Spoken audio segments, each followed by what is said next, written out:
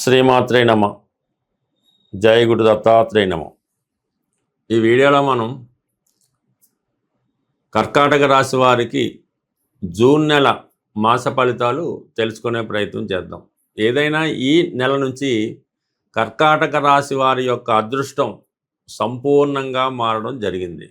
సుమారుగా ఈ నెల ప్రారంభం నుంచి అక్టోబర్ 31వ తారీఖు వరకు కూడా మీరు ఎక్కడికి వెళ్ళినా కూడా అదృష్టం మీ వెంట ఉంటుంది. భగవంతుని యొక్క కృప మీ మీద సంపూర్ణంగా ఉండడం జరుగుతుంది.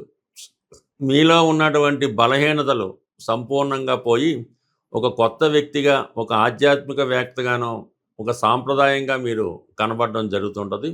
కొన్ని కొత్త అలవాట్లు, ఆలోచనలతో మీ జీవితాన్ని ముందుకు తీసుకెళ్లే ప్రయత్నం జరుగుతూ ఉంటుంది. ఇక షష్టాధిపతిగా ఉన్నటువంటి గురువు రాశిలో ప్రవేశించడం వల్ల ఎవరైతే అనారోగ్య కారణాలతో, అనారోగ్య సమస్యలతో ఇబ్బంది పడుతున్నారో వారు సంపూర్ణ ఆరోగ్యాన్ని పొందే అవకాశం ఉంటుంది.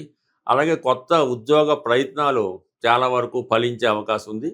ఇప్పటి వరకు మీకు శత్రువులుగా ఉంటూ మిమ్మల్ని విమర్శిస్తున్న వారు మీకు అనుకూలంగా మిత్రులుగా మారి మీకు సహకారం అందించే అవకాశం ఉంది. బట్ ఏదైనా కర్కాటక రాశి వారికి ఈ నెల నుంచి వాళ్ళ అదృష్టం అన్నది 100కి 100 మారే అవకాశం ఉంది.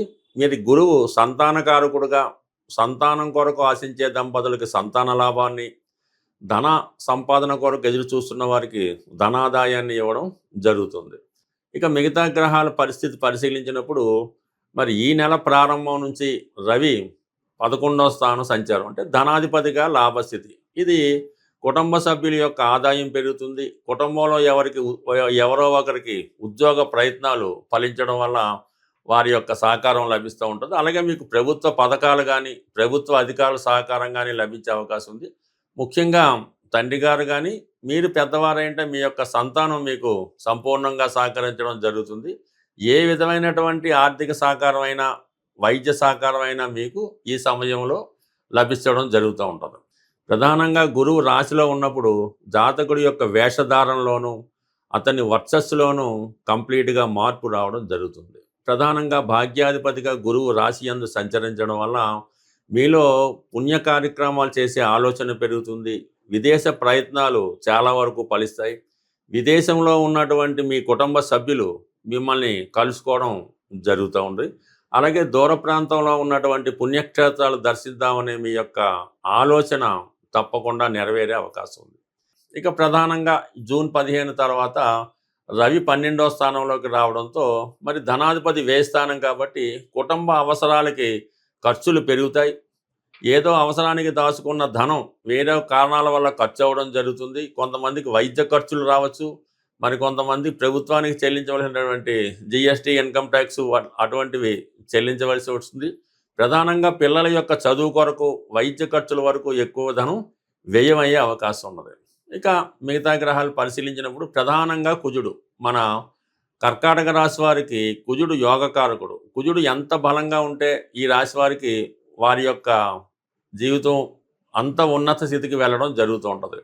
మరి ప్రస్తుతం కుజుడు దశమ స్థానంలో ఈ నెల ప్రారంభం నుంచి ఇంచుమించుగా 20వ తారీఖు వరకు దశమ స్థానంలో సంచరిస్తూ ఉంటాడు. దశమ వందు కుజుడు దిగ్బలుడై ఉండటం వల్ల ఇది ప్రభుత్వ ఉద్యోగులకి, డిపార్ట్మెంట్లో, పోలీస్ డిపార్ట్మెంట్లో ఉన్న వాళ్ళకి, రియల్ ఎస్టేట్ రంగంలో ఉన్న వాళ్ళకి, వ్యక్తిగతంగా సంపాదన ఉన్న వాళ్ళందరికీ కూడా చాలా కాన్ఫిడెన్స్గా మీ యొక్క ప్రయత్నాలు నెరవేరుస్తూ ఉంటారు.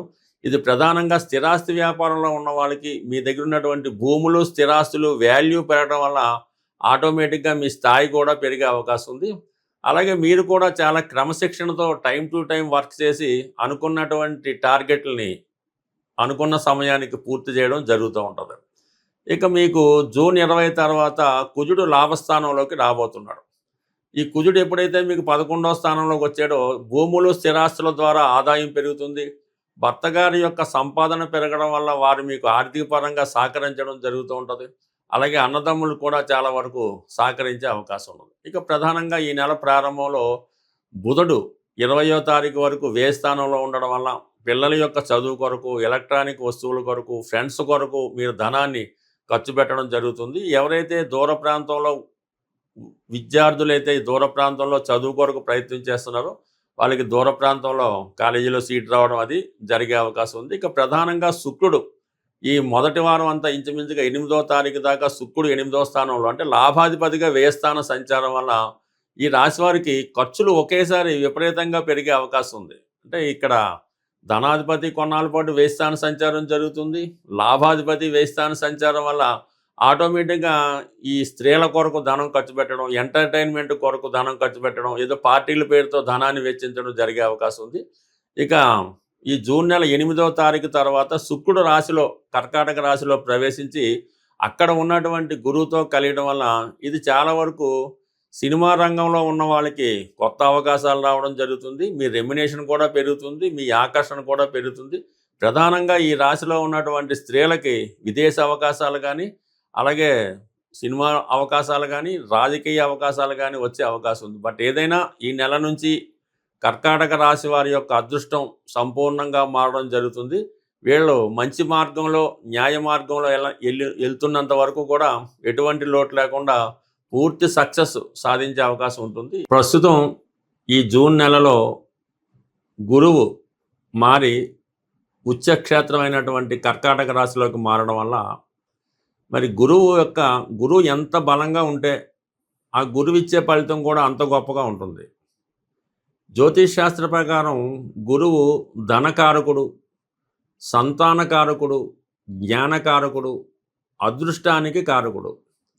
సహజ భాగ్యస్థానం అయినటువంటి ధనుసు రాశికి అధిపతి అవడం వల్ల గురువు యొక్క అనుగ్రహం ఉంటేనే విదేశ ప్రయత్నాలు, విదేశ ప్రయాణాలు, ఉన్నత విద్య, సంతాన యోగం కలుగుతుంది. అంటే ఏ రాశి వారైనా సంబంధం లేదు. ఇప్పుడు గురువు ఉచ్చులో సుమారు 153 రోజుల పాటు సంచరించే సమయంలో గురువు యొక్క అనుగ్రహం కోసం గురుగ్రహ పరిహారం చేసుకోవడం వల్ల మీకు గురువు యొక్క అనుగ్రహంతో ధనయోగం కలుగుతుంది. సంతానం లేని వారికి సంతానం కలుగుతుంది. అంటే గురువు యొక్క అనుగ్రహం ఏ విధంగా పొందాలి అంటే కేవలం గురువు అంటే దత్తాత్రేయుడు, దక్షిణామూర్తి, మీకు విద్య నేర్పిన గురువు, అలాగే మీ తల్లిదండ్రులు, వీరిని సేవించడం వల్ల, వీరిని పూజించడం వల్ల మీకు గురుగ్రహ అనుగ్రహం లభిస్తూ ఉంటుంది.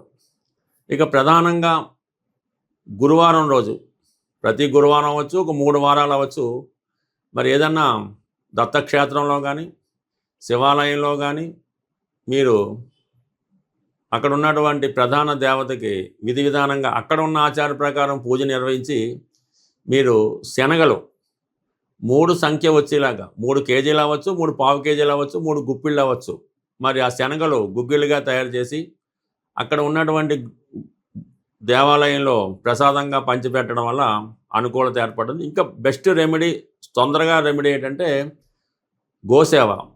ఏదైనా దేవాలయంలో ఉన్నటువంటి గోవును కానీ, గోశాలను కానీ దర్శించి ఆ గోసేవ చేయవలసి ఉంటుంది. అంటే గోసేవ అంటే ఆ గోశాలని చక్కగా శుభ్రం చేయడం, శుభ్రంగా క్లీన్ చేయడం, గోవుకి సౌకర్యంగా అది గాలి తగిలేలాగో అక్కడ పడుకునే ప్లేస్ శుభ్రం చేయడము, ఇవన్నీ కూడా శుభ్రం చేసి ఆవుకి మరి గోపూజ చేయడం వల్ల మరి గోవుకి నానబెట్టిన శనగలు నైవేద్యంగా అంటే ఆమెకి ఆహారంగా పెట్టడం వల్ల ఈ గురువు యొక్క అనుగ్రహం తొందరగా రావడం జరుగుతుంది. మీరు జీవితంలో ఎప్పుడైనా గురుద్రోహం చేసి ఉంటే, అంటే తల్లిదండ్రులు సరిగ్గా చూడకపోయినా, మీకు విద్య నేర్పిన గురువుకి సరైనటువంటి పరిహారం చెల్లించకపోయినా, కృతజ్ఞత లేకపోయినా, అలాగే కొంతమంది పెద్దవాళ్ళని దూషించిన ఈ యొక్క గురు శాపం తగులుతూ ఉంటుంది. ఆ గురు శాపం ఉన్న వాళ్ళకి గురువు ఇబ్బంది పెడుతుంటాడు. కాబట్టి ఈ సమయంలో మీకు ఎవరైతే విద్య నేర్పిన గురువు, పని నేర్పిన గురువు, తొలి అక్షరాలు నేర్పిన గురువు ఉంటాడో ఆ గురువుకి సత్కరించి చక్కగా మరి మామిడి పళ్ళు సీజన్ కాబట్టి ఒక 3 మామిడి పళ్ళు ఆ గురువు గారికి సమర్పించి నమస్కారం చేసుకోవడం వల్ల కంప్లీట్గా గురువు యొక్క అనుగ్రహం లభిస్తుంది. గురువు యొక్క అనుగ్రహం ఉంటేనే మిగతా గ్రహాలు మీకు సహకరించగలవు. ప్రతిరోజు దైవ ప్రార్థన, సాంప్రదాయాలు పాటించడం, రోజు సూర్య నమస్కారం చేసుకోవడం, అలాగే పరిశుభ్రమైనటువంటి వస్త్రాలు ధరించడం, ఈ విధంగా చేయడం వల్ల గురువు యొక్క అనుగ్రహం అంటే అది ఆటోమేటిక్గా మీలోనే కనబడుతుంటుంది. మీలోనే ఒక దైవం ఉట్టిపడుతూ ఉంటుంది. చిన్న చిన్న బలహీనతలు, వ్యసనాలు అవి ఉంటే వదిలిపెట్టి ఈ గురువు బలంగా ఉన్న సమయంలో మీరు ఎంత పవిత్రంగా ఉంటారో మీకు గురువు యొక్క అనుగ్రహం అంత తొందరగా లభిస్తుంటుంది. మరీ చిన్న రెమెడీ ఏంటంటే పసుపు రంగులో ఉన్నటువంటి 3 అరటిపళ్ళు ఆవుకి పెట్టడం వల్ల గత జన్మలో చేసిన పాపం, ఈ జన్మలో చేసిన పాపం కూడా పరిహారం అయ్యే అవకాశం ఉంది. మరి గురువు అనుగ్రహం కోసం కనక పుష్యరాగం అనే స్వచ్ఛమైనటువంటి ఒరిజినల్ బంగారు ఉంగరాన్ని బంగారంలో తయారు చేసి కుడి చేతి చూపుడు వేలికి ధరించవచ్చు. అలాగే ఈ కనక పుష్యరాగం ఉంగరాన్ని ధరించలేని వారు మరి ఏదైనా తెలుపు రంగు దారానికి పసుపు రాసి, అంటే yellow colour thread right hand మడమకి కట్టుకోవడం వల్ల, స్త్రీలు కానీ పురుషులు కానీ ఒక పసుపు కొమ్ము, అంటే పసుపు కొమ్ములో దుంప పసుపు కొమ్ము, అది పాకెట్లో పెట్టుకోవచ్చు, లేదంటే హ్యాండ్కి కట్టుకోవచ్చు. ఈ విధంగా పసుపు కొమ్ము దగ్గర పెట్టుకున్నా కూడా గురుగ్రహ అనుగ్రహం లభిస్తుంది. రావి చెట్టుకి ప్రదర్శనలు చేసి ఆ రావి చెట్టుకి నీళ్లు పోయడం వల్ల ఆ దత్తాత్రేయుడి అనుగ్రహంతో పాటు గురుగ్రహ అనుగ్రహం కూడా లభిస్తుంది. ఈ సమయంలో మీరు ఏదో ఒక దత్తక్షేత్రాన్ని సందర్శిస్తే ఈ గురువు యొక్క ఆశీర్వాదం మీకు లభించే అవకాశం ఉంది. బట్ ఏదైనా గురుబలం ఉంటేనే పెళ్ళి, పిల్లలు, సంతానం, డబ్బు లభిస్తాయి. కాబట్టి ఈ సమయంలో మీరు ఈ గురుగ్రహ అనుగ్రహం సంపాదిస్తే జీవితంలో చాలా సౌకర్యాలు ఏర్పడే అవకాశం ఉంది. స్వస్తి.